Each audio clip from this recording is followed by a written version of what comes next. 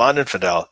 Blonde Infidel is saying here in NZ, so I guess that's New Zealand, there are proposed changes to hate speech laws. Lots of discussion going on with the Christchurch terrorist attack in people's minds. So, first of all, the Christchurch terrorist attack it wasn't hate speech; that was an actual attack. And I guess the assumption here is that there was hate speech that led to it. And we've try talked to about say this. try saying the Christ thing and the T word a little bit less, Ellie. Sorry. Okay. So, yeah, the thing with there is a lot of discussion about it. We've talked about this over here too. There's a question about whether there should be changes to hate, or whether hate speech should be like banned by the government, or whether there should be more movements for social media channels to remove them, which is already there. I mean, it's not just social media channels. I mean, for the longest time, TV channels like traditional media, radio, they all had restrictions on what they wanted on their platform at certain times. I mean, when kids are listening or watching in the afternoon, they'd have certain things you could say, certain things you couldn't say after 10 p.m. The rules change a little bit.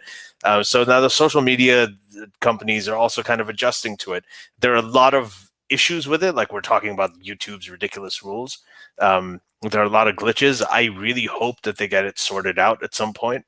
I don't know how they will. There are some of the algorithms are nuts, and this is obviously a much bigger animal to tame. But I think those are two different discussions. Should it be done at a governmental level of changing the laws? I don't think so. Should it be done?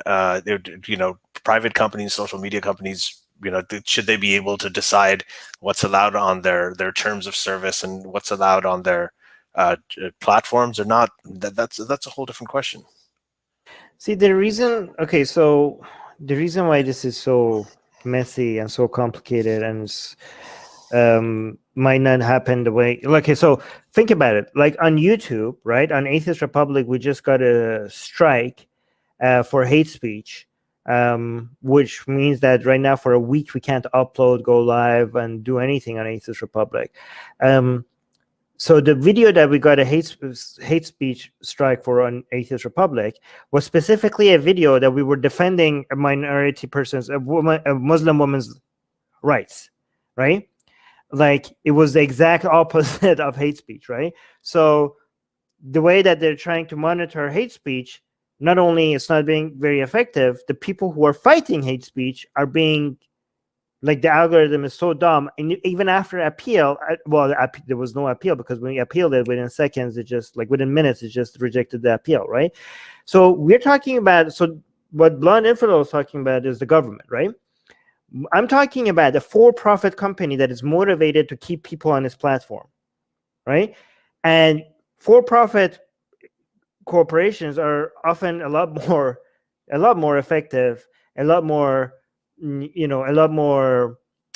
detailed, a lot more efficient than governments when it comes to stuff like this, right? So if from a for-profit government company, which is YouTube, that is very much invested in trying to monitor hate speech and censor it in a proper way, and they are censoring people who are actually fighting against, giving strikes to people who are fighting against hate speech, fighting against hatred.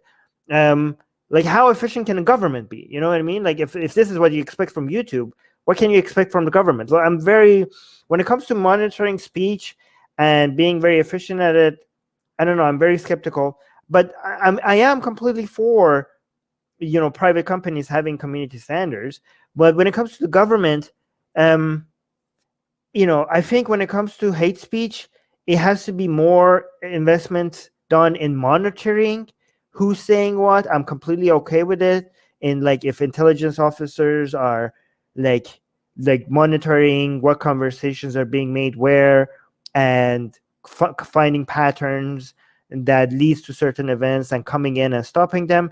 But regulating speech is historically hasn't led to good outcomes overall, right? Like, regulating speech. I'm not talking about private companies having community standards. I'm talking about governments regulating speech. That the data that we have has given certain level of authority to governments that eventually was misused and ended up costing the people in ways that they didn't anticipate, right?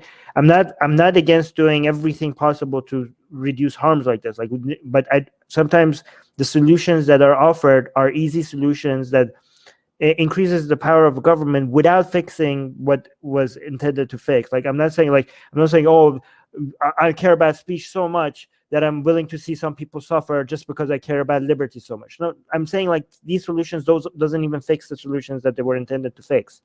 But they're easy, and they increase the power of government, and it pleases the crowd, pleases the voters, because the actual things that do stop things like this, events like this, are hard, are complicated, requires a lot of studies and intelligence and investment.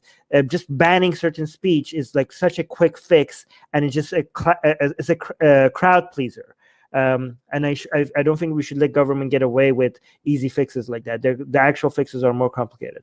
Hey guys, if you want to join these streams live, get your comments and questions read by Ali and Armin and the guests, and most importantly, to get full access to the full video versions of all these episodes, become a patron. Link in the description below.